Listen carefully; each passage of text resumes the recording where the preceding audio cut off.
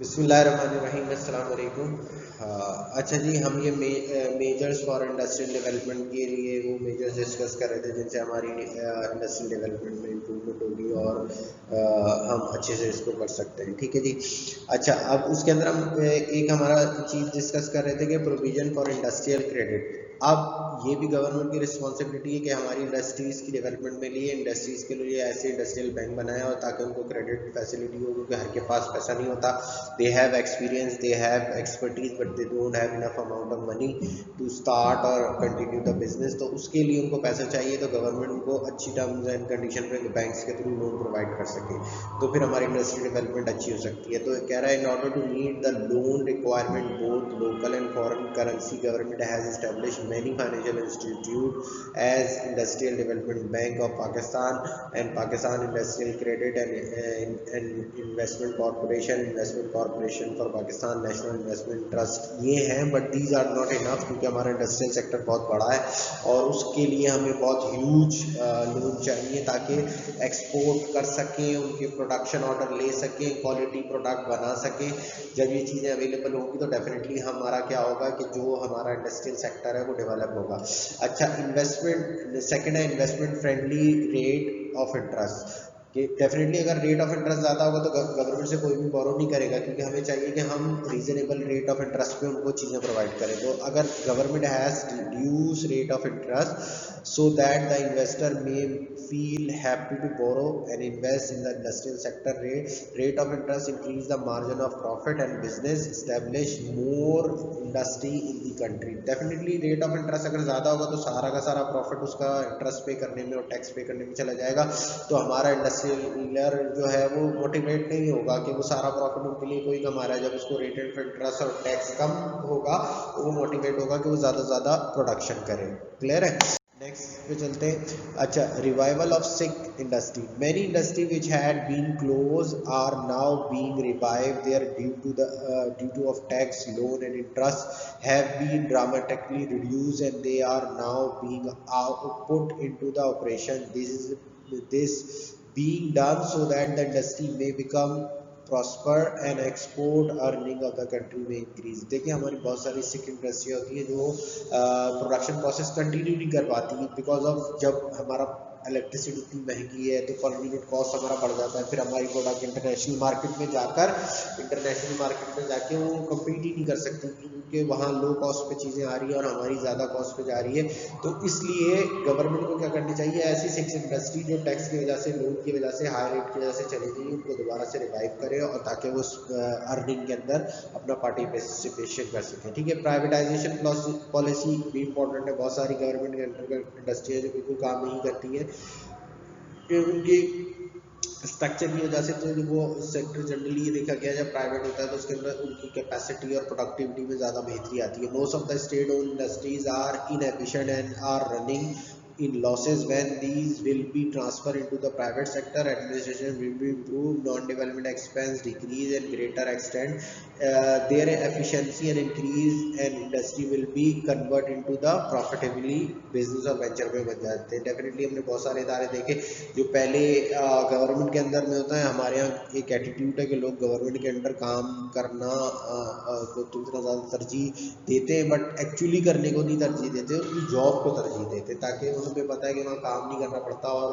आसानी से इतना चेक एंड बैलेंस नहीं होता, तो फिर लोग भी जो है वो लेजी हो जाते हैं, काम करने वाले भी वहाँ पर सही से परफॉर्म नहीं करते। तो प्राइवेटाइजेशन पॉलिसी इसलिए हमारे लिए बेहतर होती है। अच्छा, इम्पोर्टेंस, ये क्वेश्चन भी अक्सर आता है, स्मॉल स्केल इंडस्ट्री है या स्मॉल कॉटेज इंडस्ट्री है, इसकी बहुत ज़्यादा इंपॉर्टेंट है। तो उसको हम देख लेते हैं, हम क्या क्या चीज़ें डिस्कस करेंगे। Use of local machinery and local raw material और एम्प्लॉयमेंट अपॉर्चुनिटी है, इंक्रीज स्टैंडर्ड ऑफ लिविंग है, इंक्रीज एक्सपोर्ट अर्निंग है, act of by product and subsidiary industry है, expansion in home market, diversion in industrial product. ये देखते हैं basically इसको हम use local machinery and local raw materials. अगर स्मॉल इंडस्ट्री हमारी स्टैब्लिश होती है तो small industry can be the set of easy because no technical and administrative expertise and training is required since the local machinery and local raw material is used, therefore no foreign exchange is required। तो देखो जब छोटी इंडस्ट्रियाँ लगेंगी उनकी technical इतनी problem नहीं होती, आराम से लोग उसको एस्टैब्लिश कर लेते हैं। जब एस्टैब्लिश कर लेते हैं तो उससे अल्टीमेटली गवर्नमेंट को रेवेन्यू जनरेट होगा और बाहर से इतना पैसे की ज़रूरत नहीं है कि वो बहुत ह्यूज इंडस्ट्री नहीं है। तो लोकल और जितना हमारा रॉ मटीरियल है वो बाहर फिर हम नहीं बेचेंगे, अपने मुल्क के अंदर उसको फिनिश गुड्स की फॉर्म में लाएंगे जो अल्टीमेटली हमारे लिए बहुत ज़्यादा इंपॉर्टेंट हो जाएगा। द एम्प्लॉयमेंट अपॉर्चुनिटी क्या है? These include provide greater employment opportunity of local people, disguise of unemployment is reduced, migration of people towards city and search a job reduce also। अभी क्या है, तमाम लोग सारे शहरों से कराची की तरफ और लाहौर की तरफ जाते हैं कि वहाँ एम्प्लॉयमेंट मिल जाएगी। जब हमारी लो स्मॉल कॉटेज इंडस्ट्री स्टार्ट हो जाएंगी हमारे विलेजेस में, हमारे गाँवों में, तो लोग वहीं पर काम करेंगे और उस पर भी एम्प्लॉयमेंट होगी, उधर डेवलपमेंट स्टार्ट हो जाएगी। तो लोग ज़्यादातर शहरों की तरफ नहीं आएंगे। ठीक है, यूज़ ऑफ लोकल इसको नेक्स्ट करते हैं। तो ये नेक्स्ट स्लाइड के अंदर है increase in living standard. These industry provide the job opportunity, income of increase which result in the increase of standard of living. These also are reduce the income of disparity between the rich and poor. देखो जब small industry होंगी तो definitely लोगों के पास पैसा आएगा, जो नीचे तबके के लोग हैं, और जो उनके पास पैसा आएगा तो उनका लिविंग स्टैंडर्ड बढ़ेगा, तो फिर लोगों में इतनी फ्रस्ट्रेशन नहीं होगी। और जो रिच और पुअर के दरमियान एक क्लास कॉन्फ्लिक्ट है, वो क्लास कॉन्फ्लिक्ट भी हमारा कम हो जाएगा और जो गवर्नमेंट है जो और इकोनॉमी डेवलपमेंट की तरफ चलेगी। Increase in export earning, foreigner heavily demand goods produced by small cottage industry which result in increase in foreign exchange earning of Pakistan. These enterprises increase name and fame of Pakistan in international market. और ये जो हैं वो क्या करती हैं कि उनको हमें नेम भी मिलता है, वहाँ से फेम भी मिलता है, और इंटरनेशनल ट्रेड करते हैं। जब हम एक्सपोर्ट करते हैं तो हमें क्या होता है, इंटरनेशनल ट्रेडिंग के अंदर हम ज़्यादा एक्सपोर्ट कर सकते हैं और उससे फॉरेन एक्सचेंज कमा सकते हैं, और हमारा बैलेंस ऑफ पेमेंट भी उससे बेहतर हो सकता है कि जब हम स्मॉल इंडस्ट्री जो छोटे लेवल पे इतनी ज़्यादा बड़ी इन्वेस्टमेंट की ज़रूरत नहीं होती वो इस्टेब्लिश कर लें। Act by the product and subsidiary industry. अच्छा, small industry purchase waste raw material of large industry to be their own production process, they increase the income of large industry. These industry manufacture nuts, bolt and spare required by the large industry at a very low price. Here both benefit। जो बड़ी industry होती है इनके अंदर बहुत सारी चीज़ें waste हो रही होती हैं जिनको स्क्रैप वाले ले रहे होते हैं, उनको वो आगे बेच देते हैं, मगर उनके अंदर यूटिलाइजेशन नहीं होता। जैसे कोई कपड़े के पीस बच गए, लेदर के पीस बच गए, कोई आयरन की चीज़ों के छोटे पार्ट्स हैं वो बच गए। जब ये स्मॉल इंडस्ट्रीज बनती हैं तो वो उन चीज़ों को बेटर यूटिलाइज कर लेती हैं और वो दोनों के लिए बेनिफिट है, उनको भी अच्छे पैसे मिलते हैं। स्मॉल इंडस्ट्रीज़ के लिए वो क्या हो जाता है, वो बेसिक इनपुट्स बन जाती हैं, वो उनसे फिनिश गुड्स तैयार करके वो भी अच्छा कमाते हैं, और उसका अल्टीमेट इफेक्ट क्या होता है कि हमारी इकोनॉमी ग्रो करने लगती है। ठीक है, एक्सपेंशन इन होम मार्केट। अब ये कह रहा है कि जो हमारी होम मार्केट होती है वो एक्सपेंशन होगी क्योंकि गुड्स एंड सर्विसेज ज़्यादा प्रोड्यूस होने शुरू हो जाएंगे। SME small medium enterprise, SME मतलब होता है small medium enterprises, produce goods keeping in the view और need of and requirement of local market, therefore home market is expand, increase supply of goods, increase the business activity and national income with increase in output and prevailing high rate of inflation can be control. अभी चीज़ें इसलिए ज़्यादा महंगी हैं क्योंकि लोगों के पास credit का पैसा है, मगर उनकी डिमांड को पूरा करने के लिए इतना ही हमारे पास गुड्स एंड सर्विसेज मौजूद नहीं है। तो जब उन गुड्स एंड सर्विसेज मौजूद नहीं है तो चीज़ों की प्राइस बहुत ज़्यादा अप है। अगर हम स्मॉल इंडस्ट्रीज़ को अपने इम्प्रूव करेंगे तो उनकी डिमांड के लिए ज़्यादा गुड्स एंड सर्विसेज मार्केट में लाएगा। जब ज़्यादा गुड्स एंड सर्विसेज मार्केट में लाएगा तो उसका अल्टीमेट इफेक्ट क्या होगा, लोगों को जो बेचने वाला है उसकी इनकम भी इंक्रीज होगी। इसके अलावा जो लोगों को एक रीजनेबल प्राइस पर चीज़ें मिलेंगी और इन्फ्लेशन भी कंट्रोल हो जाएगा, तो हमारी लोकल मार्केट एक्सपेंड हो जाएगी। Diversification in industrial product, goods using different type of material result in diversification of product, different variety of goods are produced according to the domestic and different customer purchasing power. जो different, जब small industry होगी, अभी तो एक cotton industry हो, cotton related product बनाएगी, जो parts की इंडस्ट्री है, क्योंकि उसने इतना बड़ा प्रोजेक्ट लगाया है तो दूसरा कोई काम कर नहीं सकती, वो जो उसकी मेजर या कोर प्रोडक्ट है वो उसी पे काम करेगी। बट जो स्मॉल स्केल इंडस्ट्रीज होती हैं, इनके पास बड़ी फ्लेक्सिबिलिटी होती है कि ये अकॉर्डिंग टू लोगों की डिमांड गुड्स एंड सर्विसेज को प्रोड्यूस करती है। तो जब अकॉर्डिंग टू लोगों की local demand goods and services को प्रोड्यूस करती है तो वो अपनी प्रोडक्शन को कम और ज़्यादा कर सकती है, जिसकी वजह से लोगों के अंदर डाइवर्सिफिकेशन ऑफ प्रोडक्ट से बेटर अर्निंग और इकोनॉमिक डेवलपमेंट की तरफ मूव होती है। ठीक है, अब हमारी प्राइवेटाइजेशन पॉलिसी है, ये इंपॉर्टेंट है। प्राइवेटाइज पॉलिसी अगर आ जाती है तो हम इसको थोड़ा सा डिस्कस कर लेते हैं कि ये है कि गवर्नमेंट के इदारों को हम अपने प्राइवेट ओनरशिप में ले लेते हैं तो उनकी बेटर प्रोडक्शन होती है। अच्छा, privatization is a process of in which government own factories and services are transform in a private sector by their scale. Foreign investor can also be purchased these industry and service in order to sell. Government enterprise open a bid are invited and private sector in some cases share of the enterprises are sold through the stock exchange. Deregulation means reduce in a role of regulation and the market. Enterprises are sold and stock market investment easy to local and foreign investor. Now any foreign nation can set up his business anywhere in Pakistan without undergoing of complicated producer of government permission. Privatization is a process in which, somewhat depending on the nature of the asset being private or on the proportion of the shares is being offered for the privatization and whether the transform the management to private sector involve privatization commission paper is a summary of justification that privatized can be properly and regulatory framework endorsed by the board of private commission is submitted and cabinet approval। जो बड़े बड़े इदारे हमारे, हमें normally ये देखा गया है कि वो इतने ज़्यादा गवर्नमेंट के अंडर कंट्रोल, इतने ज़्यादा एफिशिएंटली काम नहीं करते, तो उनको प्राइवेटाइजेशन बेहतर होती है। जब प्राइवेटाइजेशन के अंदर फॉरेनर भी और लोकल भी उनको परचेज कर सकते हैं, मगर उसकी टर्म्स एंड कंडीशन होती है। जो गवर्नमेंट का एक डिपार्टमेंट है जो प्राइवेटाइजेशन के लिए बना है, प्राइवेटाइजेशन कमीशन, वो एक रिपोर्ट सबमिट करता है कैबिनेट के अंदर, जिसके अंदर जो पूरे मुल्क से लोकल एक्ट होते हैं, मेंबर ऑफ नेशनल असेंबली, उनमें से लोगों को उसको अप्रूवल देते हैं, उसके एडवांटेजेस बताते हैं। या तो ये डायरेक्टली सेल हो जाती है या इसके शेयर्स हो जाते हैं। कुछ जैसे 51% शेयर गवर्नमेंट अपने पास रखती है और 49% शेयर जो है वो पब्लिक में या इन्वेस्टर्स को दे देती है। तो उसका अल्टीमेट इफेक्ट क्या होता है कि लोगों के पास क्या होता है कि उसके राइट्स होते हैं पैसे के तहत, मगर ऑपरेशनल गवर्नमेंट के पास होता है और कंट्रोल गवर्नमेंट के पास होता है। तो उससे भी क्या होता है कि लोगों का स्टैंडर्ड ऑफ लिविंग इंक्रीज होता है, उनको अच्छी अपॉर्चुनिटीज मिलती हैं। जो लोग काम नहीं करते उनके लिए फिर जगहें कम होती हैं, जो काम है, जो परफॉर्म करने वाले हैं वो ज़्यादा होते हैं। तो इंडस्ट्रियाँ प्राइवेटाइजेशन के अंदर ज़्यादा बेटरली परफॉर्म करेंगे। ठीक है, आगे देखते हैं एडवांटेज क्या है प्राइवेटाइजेशन की। Increase in efficiency and profitability होती है, definitely increase in foreign investment, और पाकिस्तान में बाहर की इन्वेस्टमेंट आती है, जो लोग खरीदते हैं और फिर उसको ऑपरेट करते हैं। अच्छा, barter base of share capital in stock, यानी कि अगर वो प्राइवेटाइजेशन थ्रू शेयर्स के होगी तो वो शेयर्स मार्केट में इशू होंगे, तब भी रेवेन्यू जनरेट होगा। Decrease in political pressure, government sector में ज़्यादा होता है, प्राइवेट सेक्टर में कम होता है। Use latest technology and know how, definitely अगर हम देख लें कि पुराने जितने भी गवर्नमेंट के उनके अंदर कोई टेक्नोलॉजी नहीं है। अगर हम प्राइवेट बैंक देखें या प्राइवेट इदारे देखें, उनमें ज़्यादा टेक्नोलॉजी का यूज़ होता है। तो decrease in deficit budgeting, increase in infrastructure, ठीक है, ये भी प्राइवेटाइजेशन के सारे एडवांटेजेस हैं। अब इन एडवांटेजेस को ज़रा थोड़ा डिटेल में डिस्कस कर लेते हैं। Increase in efficiency and profitability, जब प्राइवेटाइजेशन होता है तो प्राइवेटाइजेशन से क्या होता है, इंक्रीज एफिशिएंसी हो जाती है और profitability. Most government industry and services are inefficient and running in the loss.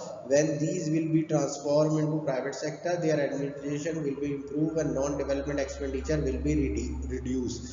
Their efficiency will be increased and will be convert into the profitable business. तो जब बहुत सारे इदारे हैं, जैसे हमारे बैंक्स होते हैं, डिफरेंट फॉर्म्स होती हैं, जब गवर्नमेंट के अंदर काम करते हैं तो उनका एक ऐसा एटीट्यूड होता है कि हमें पता है हमें सैलरी मिल जानी है, कोई पूछने वाला नहीं है, तो उनकी प्रोडक्टिविटी और एफिशिएंसी में बहुत कमी आती है। मगर जब वो सेक्टर प्राइवेट सेक्टर में आता है तो फिर लोगों को पता है कि उनकी जॉब थ्रेड होगी, अगर वो काम नहीं करेंगे तो उनका सर्वाइवल मुश्किल हो जाएगा। तो जो प्राइवेट होने के लिए उनको फिर काम करना होता है। अल्टीमेट उसका इफेक्ट क्या होता है कि वो इंडस्ट्रियाँ प्रॉफिटेबिलिटी में आ जाती है, एफिशिएंसी प्रोडक्ट होती है उनकी, और अल्टीमेटली इकोनॉमिक डेवलपमेंट में उनका रोल अहम हो जाता है। Increase in foreign investment in export earning, privatisation will increase the foreign investment and foreign will be purchase them, their production will be increased, which will more foreign exchange for Pakistan, and in this enterprise are set up by foreign loan, these loan to be repay out of the sales proceed, which will reduce burden of loan। तो जब बाहर के लोग हमारे मुल्क की इंडस्ट्रियाँ खरीदेंगे definitely, तो फॉरेन एक्सचेंज हमारे पास आएगा और हमारी गवर्नमेंट के पास आएगा, तो गवर्नमेंट उससे जो उनका ह्यूज लोन है, और उस ह्यूज लोन के गवर्नमेंट ने जो IMF से लिया हुआ है और बाहर की कंट्री से लिया हुआ उसको इंटरेस्ट पे करते हैं, उसके अंदर कमी आएगी। उसके अंदर जब कमी आएगी तो डेफिनेटली फिर हमारी इकोनॉमी इम्प्रूवमेंट की तरफ जाएगी। जो हमारी गवर्नमेंट की टैक्स से रेवेन्यू जनरेट होता है, फिर वो टैक्स बर्डन ऑफ लोन की पेमेंट में और उसके टैक्स की पेमेंट के बजाय अगर ऑनेस्ट गवर्नमेंट आती है तो वो लोगों की वेलफेयर पे खर्च होगा, जिससे इकोनॉमिक हमारी ज़्यादा डेवलप होगी। ठीक है। अच्छा, burden the base of share capital and stock exchange, sale of enterprise through stock exchange will broaden then base in the share of capital, hence the stock market will be developed। जब वो stock exchange के through कोई private sector को, हम government sector को private sector में cell करते हैं, तो उसका क्या होता है कि फिर वो स्टॉक एक्सचेंज डेवलप होता है, वहाँ उसके शेयर आते हैं, लोग खरीदते हैं, तो वहाँ स्टॉक एक्सचेंज अपनी एक मार्केट डेवलप करता है जिसमें लोगों को एम्प्लॉयमेंट अपॉर्चुनिटी भी मिलती है, और वहाँ से वो, जैसे कराची स्टॉक एक्सचेंज और डिफरेंट स्टॉक एक्सचेंज है, उसके अंदर बहुत ज़्यादा लोग काम करते हैं, उनको एम्प्लॉयमेंट मिलती है, और अल्टीमेट इफेक्ट उसका इकोनॉमिक पे पड़ता है। Because general public will be general public will be positioned to purchase their share and investment opportunity of general public will be increased। तो उन प्राइवेट सेक्टर्स के अंदर डेफिनेटली जब लोग उनके शेयर्स लेने जाते हैं तो लोगों का इन्वॉल्वमेंट होता है, लोगों के पैसे इन्वॉल्वमेंट होते हैं, और अल्टीमेटली हमारी इकोनॉमी उसके साथ साथ ग्रो करती है। डिक्रीज इन पॉलिटिकल प्रेशर, अब पॉलिटिकल प्रेशर्स के अंदर भी कमी हो जाता है। जितनी गवर्नमेंट के इदारे हैं, चाहे कोई भी इदारा हो, वहाँ पर हमारी इकोनॉमी के अंदर पॉलिटिकल प्रेशर बहुत ज़्यादा इंपॉर्टेंट होता है और बहुत ज़्यादा मैटर करता है। मगर अगर ये इदारे प्राइवेट सेक्टर में आ जाएंगे तो डेफिनेटली उनका कंट्रोल फिर उनकी मैनेजमेंट की तरफ चला जाएगा, उनकी ऑर्गेनाइजेशन की तरफ चला जाएगा, तो उधर जाकर फिर हमारा थोड़ा सा बेहतरी की तरफ चीज़ें चली जाती हैं। There are always political pressure on government, own industry, banks and their institute for the employment and political worker and loan facility from bank. When these enterprise will go into the hand of private owner, their illegal pressure will be reduced and great extension of production। वो फिर उसकी production बढ़ जाएगी जितना political लोग अपने लोगों को फेवर करेंगे, रिगार्डलेस वो काम करें या नहीं करें, तो इसलिए गवर्नमेंट सेक्टर की फिर प्रोडक्टिविटी लो जाती है। ठीक है।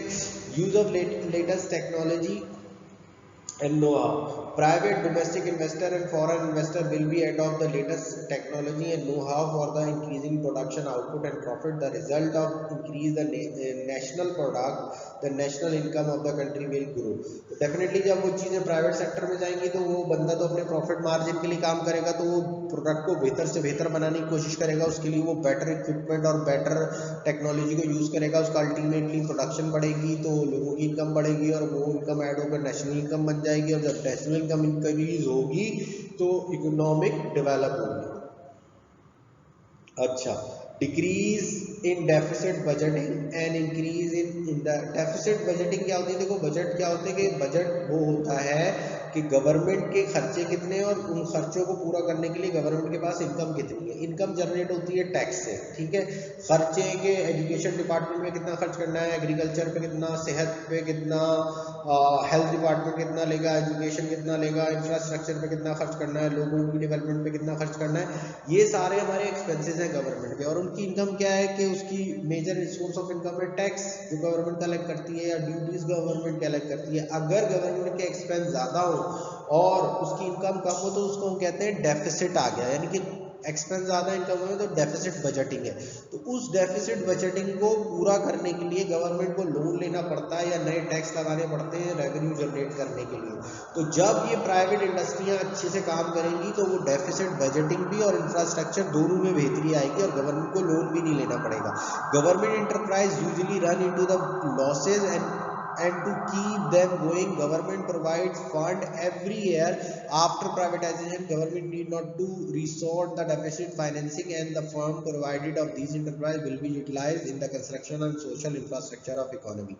तो चाहे वो प्राइवेट सेक्टर गवर्नमेंट सेक्टर में तो होता है लॉस हो गेन हो, गवर्नमेंट को उन सेक्टर को चलाना है और वो लॉस को भी बेयर करके उनके लिए एक ह्यूज हर साल बजट रखती है और वो पैसा ज़ाया होता है। जब ये चीज़ें प्राइवेट सेक्टर में आएंगे तो गवर्नमेंट को वो पैसा फिर वो लोगों की सोशल वेलफेयर पे और इंफ्रास्ट्रक्चर पे खर्च कर सकती है, वो उन सेक्टर के ऊपर खर्च होने से बच जाएगा और उसका अल्टीमेट इफेक्ट यही होगा कि इकोनॉमिक हमारी डेवलपमेंट की तरफ जाएगी।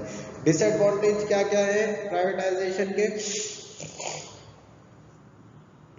Increase in tax evasion simply tax की चोरी है वो बढ़ जाती है। कंसंट्रेशन ऑफ वेल्थ, लोग वेल्थ पे फोकस ज़्यादा करते हैं। एक्सप्लॉयटेशन ऑफ प्राइवेट सेक्टर और नेशनल सिक्योरिटी इंगेजमेंट, इसको देख लेते हैं थोड़ा सा।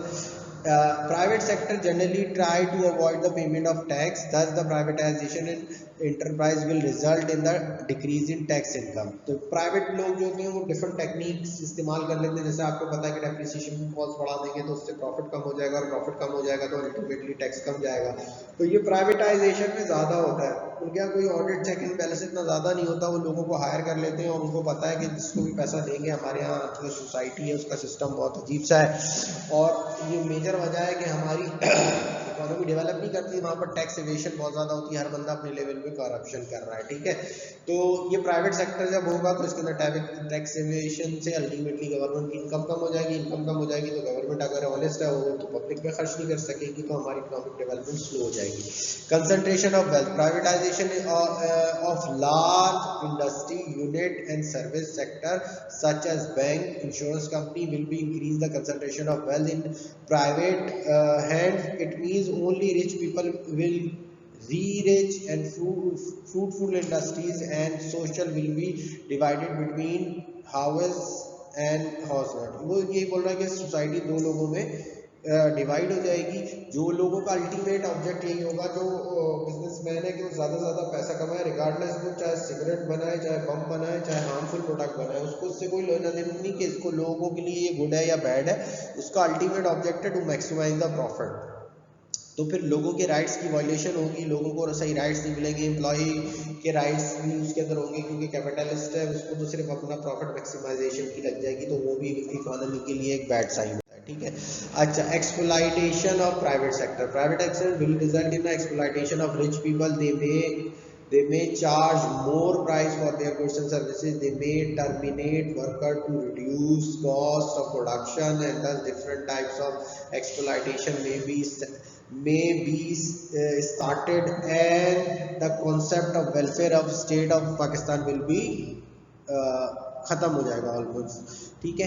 तो यहाँ पर हम यही बात कह रहे हैं कि जब प्राइवेट सेक्टर बहुत ज़्यादा स्ट्रॉन्ग हो जाते हैं तो फिर लोगों के राइट्स की उसके अंदर वायलेशन होती है। वो बहुत सारे लोगों को अगर उसको ज़रूरत नहीं है तो किसी टाइम पे भी वो निकाल देगा, और क्योंकि उसको सिर्फ अपने प्रॉफिट मैक्सिमाइजेशन से